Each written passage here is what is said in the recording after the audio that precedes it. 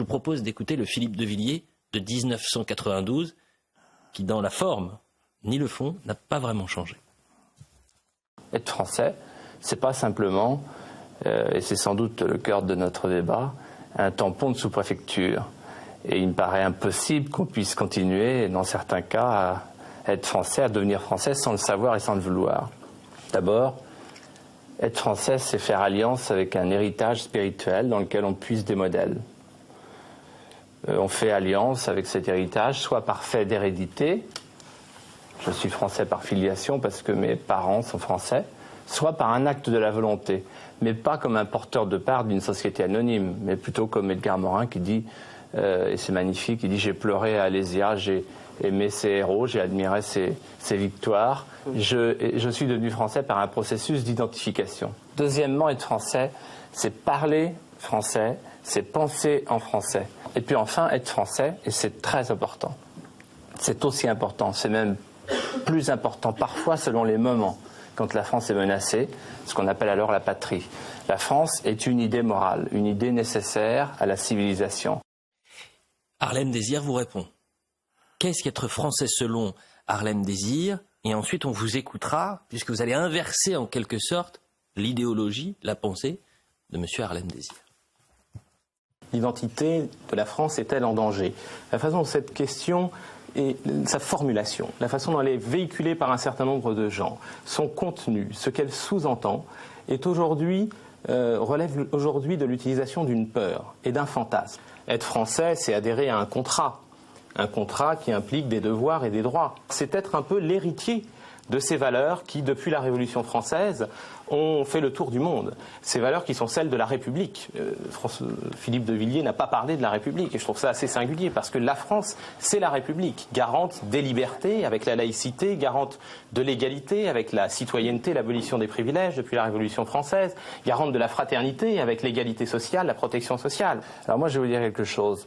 Je ne fais pas commencer la France en 81 comme Jacques Lang, quand on passe de l'ombre à la lumière. Pas non plus en 1789.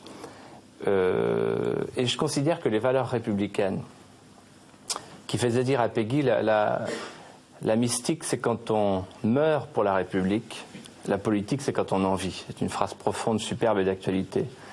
Eh bien, ces valeurs républicaines, ce sont les valeurs de la France. Il y a eu des césures, il y a eu des fractures, mais finalement, on les retrouve, ces valeurs de la France. Les valeurs de la res publica, de la chose publique. J'ai regardé, moi, entre guillemets, le catéchisme de Jules Ferry. Et il dit 4 choses. Il dit respect des familles. La famille, on n'en parle plus aujourd'hui. J'espère que ce soir, on va en parler à propos de la démographie, parce que l'identité française, elle est menacée parce que la France ne fait plus d'enfants. Et je ne vois pas comment on pourrait résoudre les problèmes de l'immigration s'il n'y a plus d'enfants français. Car ce sont les enfants français qui intègrent, qui assimilent les petits-enfants étrangers. On y vient en menace. D'ailleurs, enchaînez si vous le souhaitez sur les menaces. Troisièmement, toujours Jules Ferry, les valeurs républicaines, enseignées dans l'instruction publique à l'école, l'enracinement du patriotisme dans l'histoire de France. Ça, il y était très attaché. Et enfin, la vénération de ce qu'il appelait la vénération des symboles, c'est-à-dire la Marseillaise, le drapeau et les modèles. Et puis enfin, les valeurs morales. Il y a des lexicologues, des spécialistes des mots, qui ont étudié les lettres envoyées par les soldats de 14-18 à toute leur famille en France pendant la guerre de 14-18. Et c'est tout à fait fascinant. Ils ont découvert qu'il y avait un seul mot qui revenait, qui dominait tous les autres.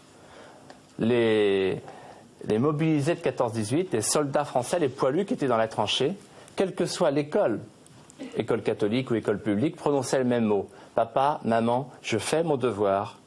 Mon fils, tu fais ton devoir. C'est cette notion de devoir qui réconciliait tous les Français, c'est-à-dire qu'il y avait une morale publique commune, il y avait une morale privée commune. Bien. Et bien ces valeurs-là, ce sont les valeurs de la France, de toute la France, de Jaurès, de Barrès, de la gauche, de la droite, et elles sont au-dessus de nous, ces valeurs. Et c'est pourquoi la France est un acte d'amour, et c'est pourquoi la France a été inventée par la charité. 30 ans plus tard, vous dites quoi au Philippe de Villiers de 1992 ? Il est bon le petit. Mais vous savez qu'en fait, dans l'esprit public à l'époque, c'est Harlem Désir qui a gagné. Pourquoi ? Parce qu'à l'époque, et encore récemment, Harlem Désir, c'est le saint laïque SOS Racisme, le vivre ensemble, faire venir les migrants, faire une nouvelle France, établir cette France sur la table rase et surtout, tourner le dos à cette idée que la France, c'est comme une famille, un drame moral, et qu'on ne choisit pas dans la longue histoire d'un pays le patrimoine des souvenirs qu'on embrasse comme on choisirait de trier la mojette dans les fermes jadis. On prend tout. Il y a un mot de Péguy, la République, notre royaume de France. Et ces gens-là, SOS Racisme, la petite main jaune, ils avaient une idée en tête, c'est complexer, humilier et mettre hors de la société, en les frappant d'ostracisme, les gens comme moi. Ils ont réussi. C'est-à-dire que la morale publique, c'était plus de frontières, la France doit s'ouvrir au monde et pour qu'elle devienne un pays convivial et qu'on la refonde sur les valeurs de la République. Or, qu'est-ce qu'ils ont fait à ce moment-là, en 1992 ? Ce débat, on est en mars, c'est ça ? Oui, exactement. Et en septembre, il y a quoi ? Maastricht. Le référendum sur Maastricht. C'est-à-dire que Harlem Désir, pendant qu'il amuse la galerie avec Anne Sinclair, qui est de mèche avec lui, qui sont deux contre moi, eh ben, qu'est-ce qu'il fait ? Il prépare le traité de Maastricht. Et le traité de Maastricht, c'est quoi ? On liquide la République. En fait, la République, ils l'ont liquidée, ces gens-là. Donc il vient m'expliquer que moi, je ne suis pas vraiment républicain, parce que je fais partir la France du baptême de Clovis. Donc ça, c'est pas très républicain.